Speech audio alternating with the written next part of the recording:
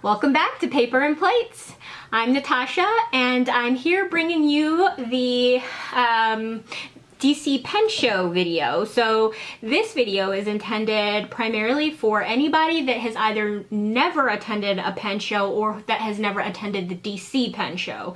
So full disclosure, I have only been to one pen show before, and that is the DC Pen Show, and that was just last year. So I'm sharing information from my experience as well as information that I was able to gather from the pen show organizer, as well as other people that have attended this show, as well as many others. So it should be fully or all-inclusive, but hopefully you'll continue to ask questions in the comments or send me an email if you have additional questions, and I will answer them there, or other people can respond to your questions in the comments box.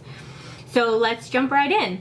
Just so you know, I will be looking down from time to time because I do have notes to help me stay on track and make sure that I get all of the information to you, so hopefully that's not too distracting. Also, I have the video broken up into sections to make it a little bit easier for you, so you can look in the description box below and see each of the sections and the timestamps for those sections. So if there's a specific part that you want to jump to, you can do that. All right, let's get started. Okay, so what is the DC Pen Show? It is, as I said in my my countdown to the DC Pen Show last week, the DC Pen Show is the largest pen show in the world, and it has both fountain pens but also pen related products. It's for both collectors and casual pen users, fountain pen users. It's a blend of both vintage pens and modern pens, so you'll find vendors there with both, which is pretty great. So I do encourage you to go just for the experience. Even if you are newer in the hobby, it can be overwhelming, but it is also really fun just to learn about new brands, talk to people that are much more experienced. That's what I did last year, is just to kind of go and learn. There were so many brands I had never heard of, and even from brands that I'd heard of, they had so many products I'd never seen before. So that was really fun, just to go and learn and kind of browse around through all the different products. So I do encourage you to go just for that reason if you can. The dates this year are August 2nd through the 5th, and that's a Thursday through a Sunday. On Saturday and Sunday, those are considered the public days. The hours are from 10 a.m. to 5 p.m. So Thursday and Friday are the kind of setup days for the vendors. They're also for the advanced collectors. I did reach out to, I apologize, I did not write down his last name. You can find it on the DC Pen Show website, but his first name is Bob. I reached out to him and asked him about Thursday and Friday and whether or not quote-unquote normal people, regular show goers, could go on Thursday and Friday, because you may have noticed the website doesn't actually have a lot of information about those 2 days. And he did confirm for me that those 2 days are setup days for the vendors. So on that note, they aren't always selling or willing to sell on those days. And that too, he generally considers those days to be for what he calls advanced collectors. He didn't define what that means, but I did get the sense that he does actually just encourage people to go Saturday and Sunday. I didn't get a price for tickets for Thursday and Friday, but if you do go those days, and just as Saturday and Sunday, you can pay at the door with cash or a check. Credit cards aren't accepted to pay to get in, or at least when I asked him how you pay, he only mentioned cash and check. It's $9 to get in on Saturday and Sunday. And again, you can find that information on the website. The show is being held for the second year in a row at the Marriott Fairview in Tysons, and there is free on-site parking. Last year we parked in a huge garage across the street. There was plenty of parking. So yeah, you shouldn't have any troubles parking when you get there. Okay, so what to expect at the show. So just to reiterate, Thursday and Friday are the advanced collector days.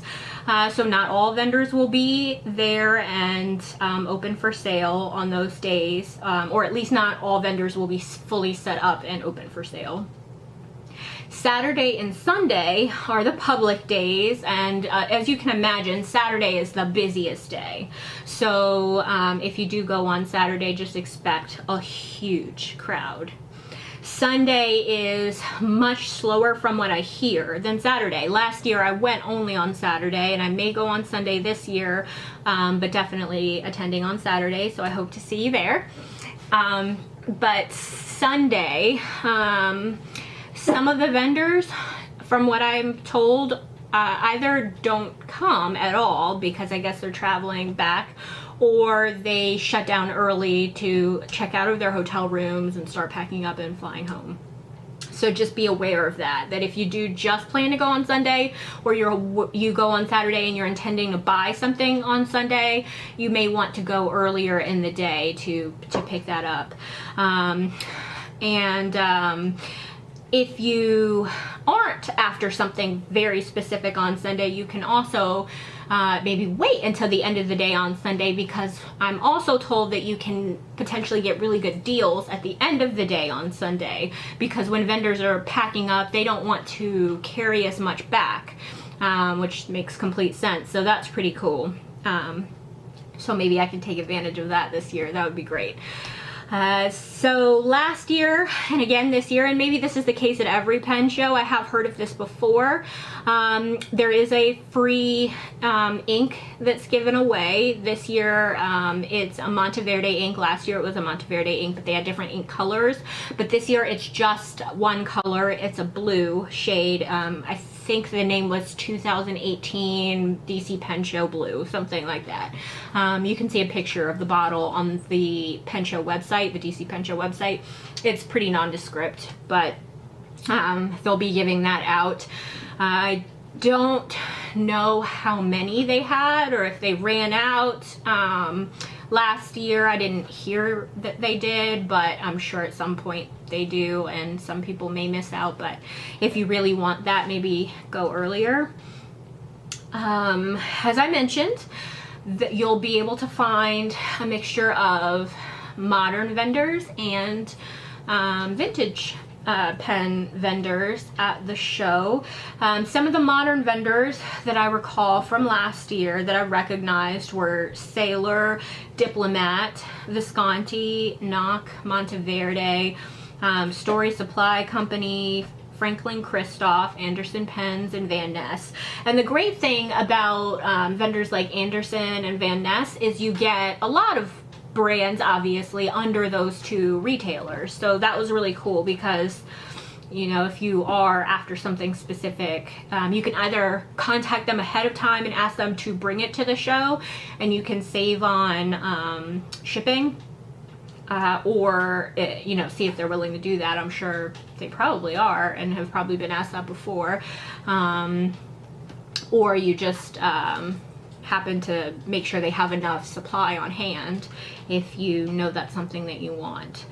Another thing that I noticed when I was at the show, particularly I'm a Lamy fan, a Lamy All-Star fan, and I saw a lot of older versions of the Lamy seasonal colors, and that was cool. But just a heads up, if you do notice those, I recommend that you know the original prices of seasonal pens if you are seeing in any brand seasonal pens that you've been after, because the Lamy pens specifically were crazy marked up.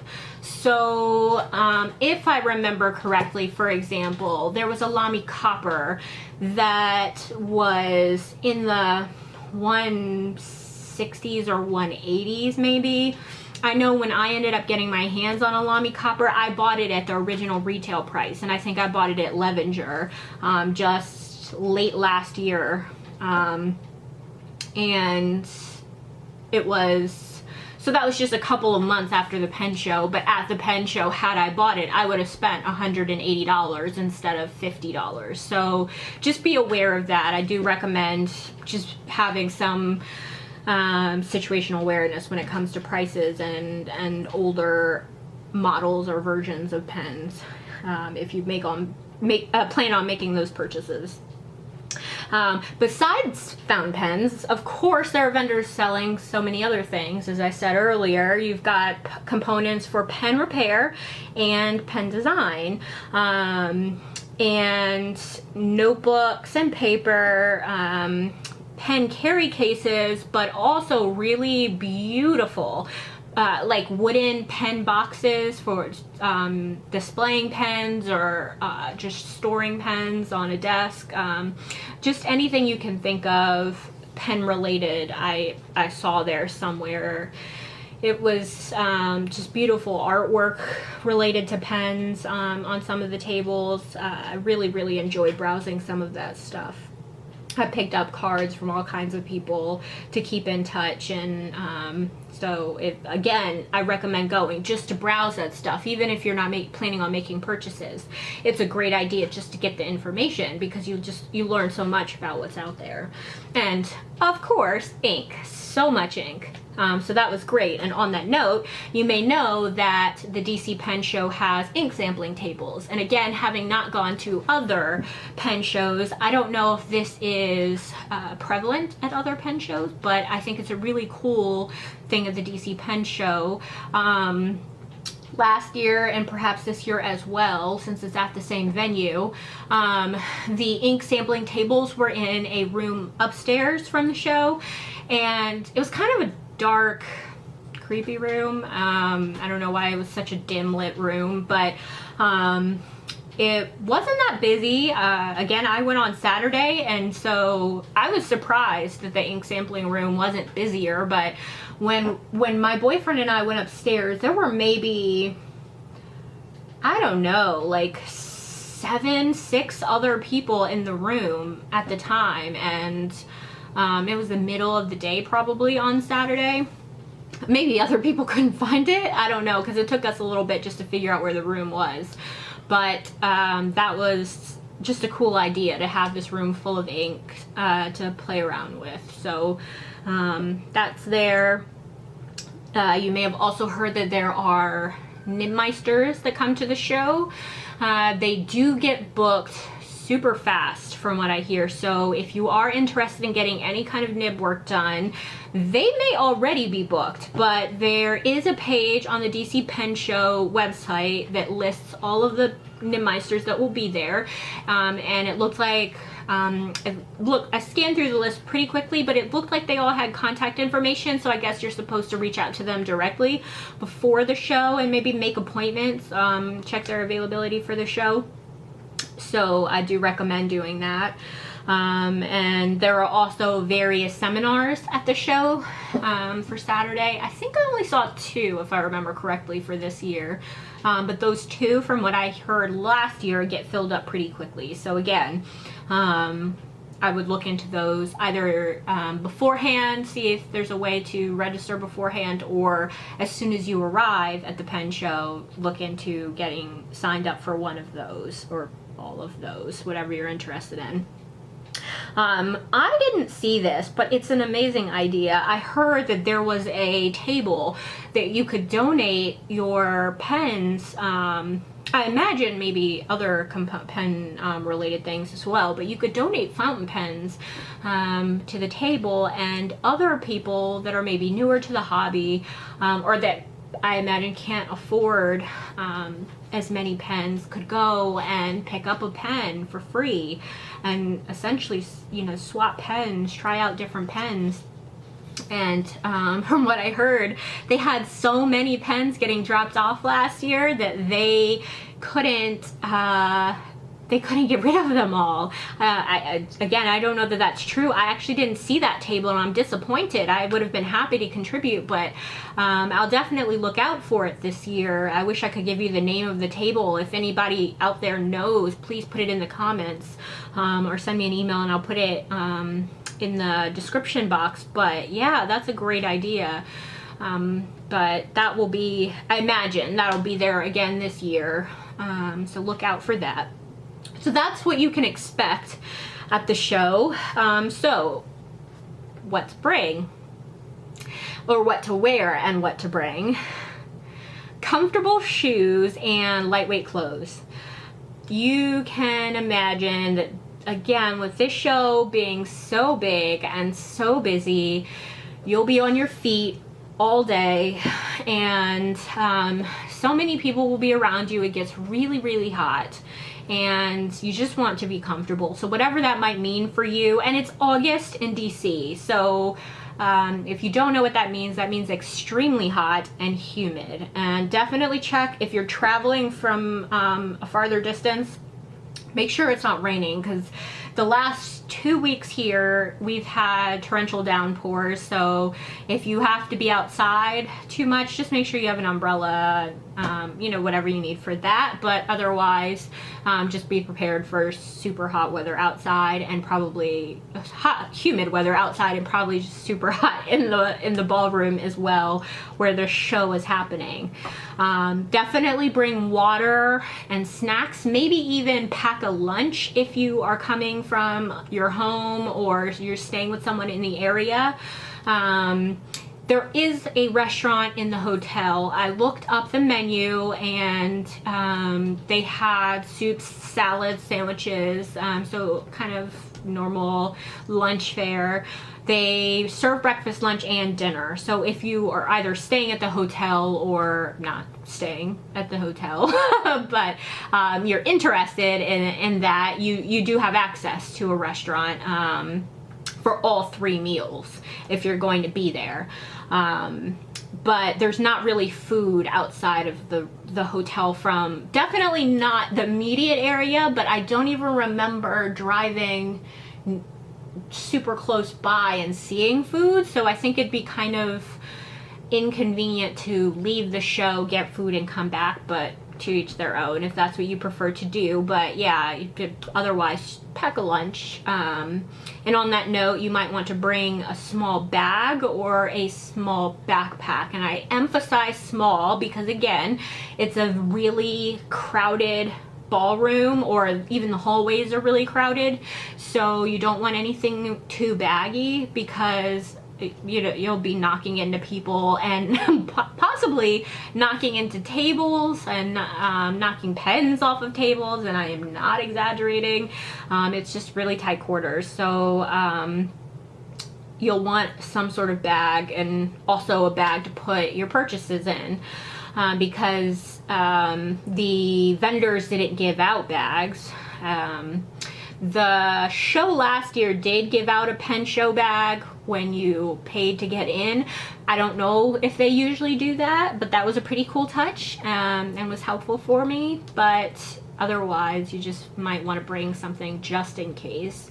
And similarly, you might want to bring either a small pen case or Ziploc bags, something to carry your pen purchases as opposed to like paper purchases or something, because at least none of the pens I bought came with boxes. Some pens may, but I didn't see vendors really pulling out boxes, and I suspect it's because they're too hard to travel with. They're bulky, so I'm sure they condense their stock down as much as possible. I think I heard that some of them will ship the boxes to you later, but I don't know if that's true or always the case. But maybe you have to ask, or I don't know, but they don't always give them to you there. So bring something to put your pens in, especially if you're buying vintage pens or more expensive pens and you really want to protect them. You'll want to bring some sort of case for them, or buy a knock case there. Even better. That's fun too. That's actually what I did last year. I bought a knot case and just carried my pens in it for the rest of the day, but I was intending to do that. I didn't buy it just for that reason. You'll also see some people there with fishing vests, and I didn't realize that this was an ongoing joke in the fountain pen community, that people, the real hardcore fountain pen collectors, have customized vests just for fountain pen shows. or I guess meetups maybe, or I don't know, different fountain pen events. So that's something too. If you have that, or you want to get one of those, then you can bring that too. What else? Let's see. So I mentioned already that you want to bring cash or a check to pay to get into the show. So as far as paying for your purchases, I paid for all of my purchases last year with cash, but you might want to bring a card as well, because vendors accept both. Some vendors accept both. And I know some people find one way or the other easier to manage their money. So some people will spend the cash super fast just because they think, oh, I have the cash, I'll spend all of it before I leave for the day. And other people find that they manage their cards better. So I shouldn't say bring both. I'm saying whatever way works for you, do that. But of course, some people budget better with cash. So, but of course, some of the vendors don't accept cards, so you might want the cash as backup if you're using card as your primary form of payment. Additionally, some of the vendors give you discounts for paying with cash instead of a card, because it saves them money to not have to pay the transaction fees, so that might be helpful too. And of course, some people just pay with card as often as possible because of whatever benefits you get with your card holder, points or whatever. So whatever your preference is, but I do recommend just having some cash as backup, just in case you have some amazing something that you want to buy and that vendor only takes cash.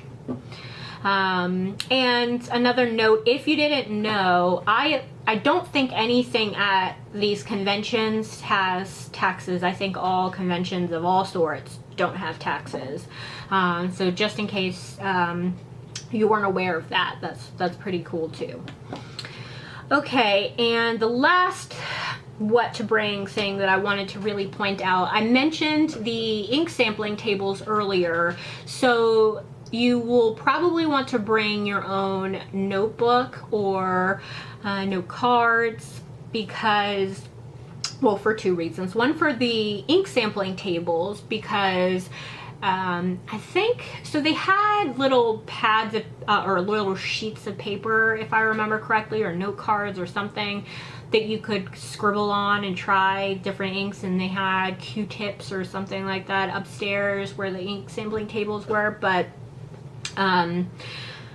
if you have your own paper, it's easier to keep track of the inks that you tried, and particularly making note of what you liked or what you didn't like, so that either you can look for it at the show or you can buy it later. You also can try these inks on the paper that you know and love, because of course inks perform differently on different papers, so that way you know how it's going to perform on what you actually use. And the same goes for trying pens during the show. So if any of the vendors allow you to try the pens, because some vendors will let you dip the pens to try the nibs. If you're thinking about making a purchase, you can make notes in your notebook that way, and you can have a record of which pens you liked and which ones you didn't, which nib sizes you liked, whatever it might be. And that's something you can take with you and keep track of. So that benefits you, instead of having to use some random sheet of paper, or leave, because some of the vendors have paper at their table, notepads, but then you leave that there and you don't then have a record. You can also get business cards from vendors and make notes on the back of those if you're in a pinch. But again, it's not paper you're used to, and of course it's not necessarily fountain pen friendly paper. So, it's just a tip. But I do recommend bringing a pocket notebook if you can swing it. And you have the space. And if you own one, I also recommend bringing a glass pen. I didn't own one last year, and I definitely will bring mine that I now have this year, because of the ink sampling tables. I think that'll be helpful for me, because you don't want to put those inks in your pens, because people are, you know, you've got so many different people trying all of these different inks. Sorry about that, guys. My camera just stopped recording randomly. So you don't know if, I was saying that you wanted to bring a glass pen with you, potentially, if you have one, for trying the different inks, because at the ink sampling table, because you don't know if any of the inks have been contaminated by all of these different people trying them, if they've mixed inks in a weird way and they might have a strange reaction. I don't know. So it's just nice to have something that's easily cleaned, and you don't have to worry about it in any of your pens. So I'll bring mine and just keep it protected in my bag. So that's a recommendation for that. So the last bit of advice I wanted to give is for strategy for attending the pen show. So as far as when to arrive, I do recommend, so I mentioned that on Saturday and Sunday this show starts at 10. I did arrive, I believe, an hour early last year, and I couldn't tell from outside. We kind of moseyed in last year about, I don't know, 45 minutes early, and the line was already starting to head out the door. So I do recommend showing up about an hour early. And I guess it was getting so long that the show, I don't know if this is why they started early, but I imagine so. But the show operators, I guess, decided to open the doors early. I don't remember how early, maybe 10 or 15 minutes, because I couldn't see the end of the line behind me, so I imagine maybe the hotel was saying that the lobby was full of people and they maybe had to clear it. I don't know, but the show definitely started early. So I do recommend showing up a little earlier this year than 10 o'clock, because yeah, it's kind of cool to get in early and get started. If they do that again, I obviously don't know if they will, but definitely to at least get in line. And once you do get into the show, again, all personal preference, but I do recommend traveling to all of the different vendors before you make a purchase, especially if you're after a particular pen and you know that more than one person sells that pen. So for example, and I'm just throwing out a general pen that I know multiple people sell. So if you're after a Pilot Vanishing Point, I recommend walking the whole floor, and I mean quickly, so looking at every single table, maybe spending, I don't know, 1, 2, 3 minutes at each table. If you see a vanishing point or multiple pens at each table that you're interested in, write down those pens, write down, yes, the pen, but also the table name and how much that vendor is charging, and then do your second round. And take 3.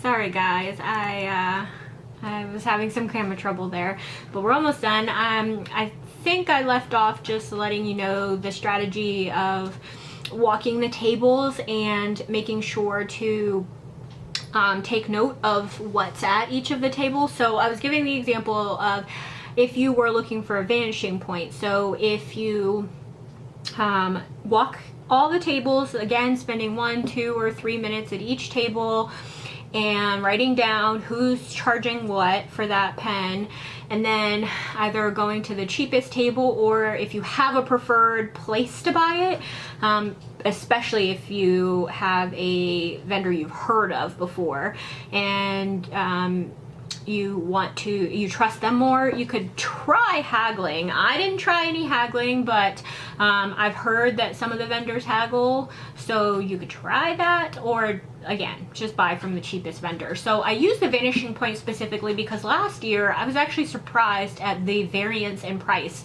that I saw on the Vanishing Point. So one table sold it for as cheap as, I think it went down to like $110. and some places sold it for almost the full MSRP, which I can't remember what it is now, but it was really expensive, like $180 or something, I think. So I definitely highly recommend, and every vendor seemed to sell it for something different. And of course, different vendors have different colors and different nib sizes, so definitely see who has what.